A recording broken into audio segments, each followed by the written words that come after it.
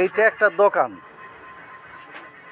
এই যে একটা ভ্যানের উপরে কিছু মাল সাজিয়ে সারাদিন এইটা বেচা কিনা করে, এবং এইটাও আর একটা দোকান।